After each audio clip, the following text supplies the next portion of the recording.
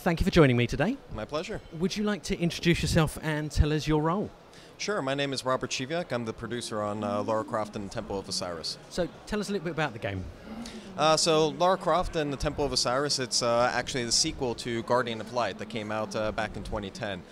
So we had a lot of fans for that game, and we listened to them and created this brand new experience. That one only had 2-player co-op, so this is actually the first adventure that we have Lara able to play with up to 3 other players as well. So you can grab 4 friends and all play on the couch together, or you could play online multiplayer with it. Another great thing about Temple of Osiris is that this is a classic Lara Croft adventure. So we're returning back to Egypt. It's a fan favorite location. Lara hasn't been there in a few games. And we're going there to investigate the myth of Osiris, the good king of Egypt who was overthrown by his brother. His body was taken apart into pieces and spread throughout the tombs of Egypt. And Lara is working with these new characters to go find those pieces and reassemble the statue of Osiris so that they can get the power to basically banish Set, the evil ruler of Egypt, and send him back into the underworld. Okay. So how does the game work if you've only, say, got 1 player or 2 players? Sure. So in single player, if you're just playing the game by yourself, you're actually playing as Lara, and we give her all the powers that all the other characters would have. So you could still go through the entire story just playing by yourself, and then when other players are added in there, the second player is able to play as one of the Egyptian gods, so they get the Staff of Osiris and some unique abilities that are tied to that. And then when 3 and 4 players come in, we also spread those out across additional characters. One of the other cool things is that if you play the game in single player, the puzzles will be different. So there will be custom single-player puzzles as well as combat encounters, and those scale up depending on how many players you have. So it could be a completely different puzzle that you're solving if you're playing the game with 1, 2, 3, 4 players. So was that a challenge for both designing and testing that when you're having so many different combinations? Definitely. So yeah, for each of the different encounters that we have in the game, we have to make sure that we're paying special attention so that the game still plays really good, that's not frustrating, that someone playing it in single player can still get through the game.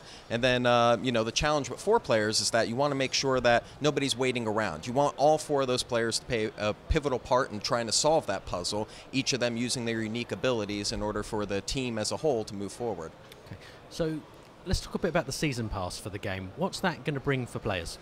Sure, so the Season Pass will give you access to the first round of DLC that we're putting out. So this includes 2 new tombs that we're going to be adding into the game that expand the story a bit more. On top of that, we also have different items that are spread throughout the world that Lara and her crew can get access to. These are things like new weapons that are going to be in the Season Pass, as well as new amulets, which give you special powers, rings that you can use to customize your character, as well as new costumes being added into the mix. Okay, and I believe Lara can swim in the game. Right. That was actually one of the big things that fans were asking for.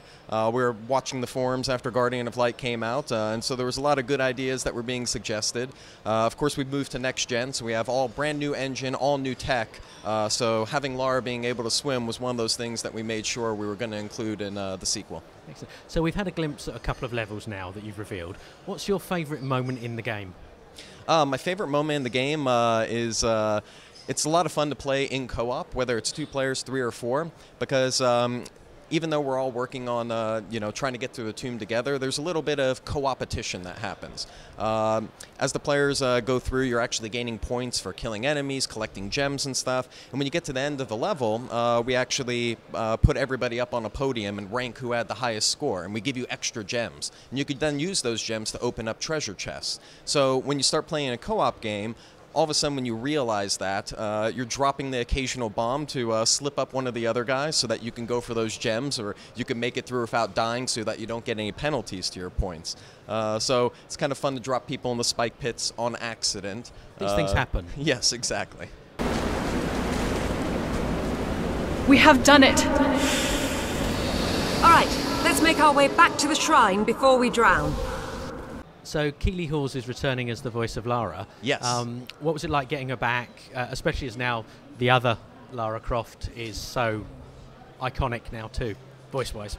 Right. Well, of course, we had the Tomb Raider reboot that came out the other year, but you know, there were still a lot of fans of classic Croft, so to speak. So getting Keeley back in, I mean, she is classic Croft. She played the voice of Lara in the previous games, Guardian of Light, Anniversary, Legend. So it was great to have her come back and truly create an authentic Lara experience. Excellent. And finally, why should people play the game?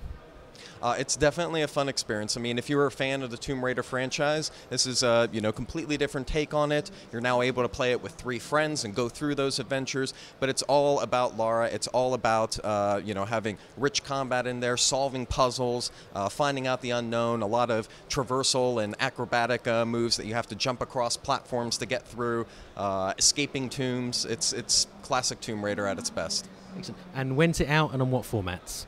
So the game's going to be coming out December 9th on Xbox One, PlayStation 4, as well as PC. Thank you for your time today. Our pleasure.